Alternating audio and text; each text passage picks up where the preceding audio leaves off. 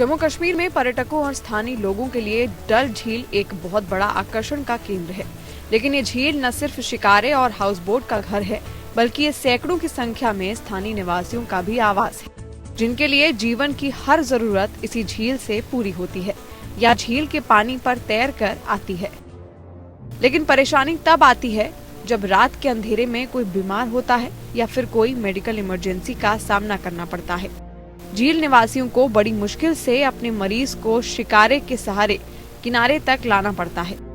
ऐसा ही कुछ देखना पड़ा 45 साल के तारिक अहमद पतलू को।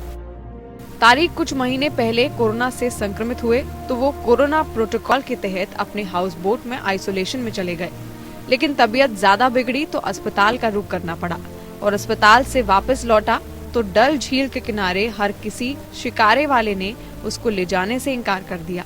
बड़ी मुश्किल से परिवार उसे घर ला सका। यहीं पर तारिक के मन में विचार आया कि आखिर झील में रहने वालों के लिए स्वास्थ्य सेवा के नाम पर क्या है। ये इनिशिएटिव मैंने इसलिए लिया है कि जब मुझे कोरोना वायरस हुआ था आज से 2.5 महीने पहले, तब मुझे यहाँ पे सबने सोशल बाइकआउट किया है। मैक्सिमम स्पेशली जो शिकारा वाला है उन लोगों ने मुझे क्रॉस नहीं किया यहाँ पे डल लेक, वहाँ से घाट नंबर 9 से या घाट नंबर 12 से मुझे कोई क्रॉस नहीं मिला यहाँ। तो उसकी वजह से मैंने सोचा कि ये मेरे साथ हुआ और किसी और के साथ ना हो। तारिक ने अपने परिवार से मिलकर डल झील में एक मोबाइल शिकारा एम्बुलेंस सेवा शुरू करने का फैसला किया और करीब 2 महीने की कड़ी मेहनत और 12 लाख रुपए खर्च कर एक मोबाइल एम्बुलेंस तैयार कर ली।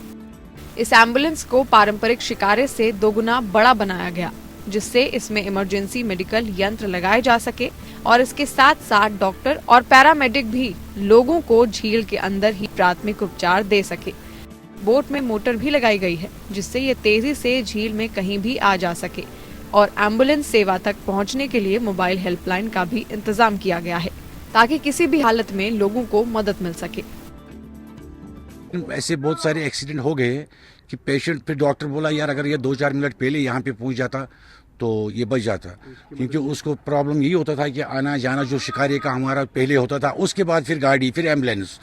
अब अगर ये इंशाल्लाह डायरेक्ट होगा तो इससे फ़ायदा हमको भी मिलेगा और स्पेशली जो हमारे पास यहाँ पे टूरिस्ट आते हैं वो कभी बीमार हो जाते तो हम उस टाइम भी इनको बुला सकते हैं और उससे टूरिस्ट को भी उसका फ़ायदा है। इससे ऑलमोस्ट सब लोग खुशी है, क्योंकि जैसे कि कोविड एक ऐसी बीमारी थी, किसी को कोई मतलब लिफ्ट नहीं मिल रहा था यहाँ पे, तो इस हिसाब से मैं देख रहा हूँ कि इससे बहुत मदद मिलेगी लोगों को, ताकि जल्दी से जल्दी अपना ट्रीटमेंट ये किया। ये बहुत ही अच्छा किया, बहुत अच्छा, क्योंकि हाँ जहाँ तक मुझे याद है कि बहुत सारे ऐसे सडन केसेस हो गए डल लेक के अंदर जिनकी सडन डेथ हो गई, फिर क्योंकि वो टाइम पे हॉस्पिटल पहुँचे नहीं। रात का टाइम होता है, सडनली कुछ हो जाता है, बीमार हो जाता है, उसके लिए एम्बुलेंस बहुत ज़रूरी है। और स्पेशली जब से ये कोविड हो गया है तब से तो मोस्ट ज़रूरी है, क्योंकि आजकल जो हेल्थ है ना, हेल्थ की हर एक मुल्क चाहता है कि हेल्थ में मतलब फॉरवर्ड हो, हेल्थ बहुत ज़रूरी है। शिकारा एम्बुलेंस सेवा में सभी जरूरी मेडिकल सामान लगाए गए हैं, लेकिन तारिक सरकार और एनजीओ की मदद से चाहते हैं।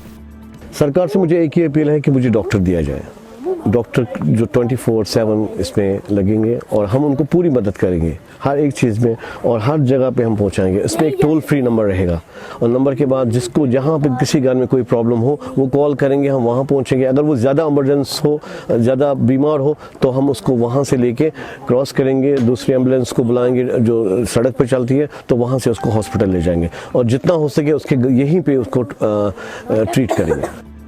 तारिक का नाम झील में रहने वालों के लिए नया नहीं है। तारिक 8 साल की जन्नत के पिता हैं, जो डल झील की सफाई पिछले कई सालों से करती आई है। साथ ही प्रधानमंत्री नरेंद्र मोदी ने भी उनका जिक्र अपने मन की बात कार्यक्रम में किया था। Bureau report.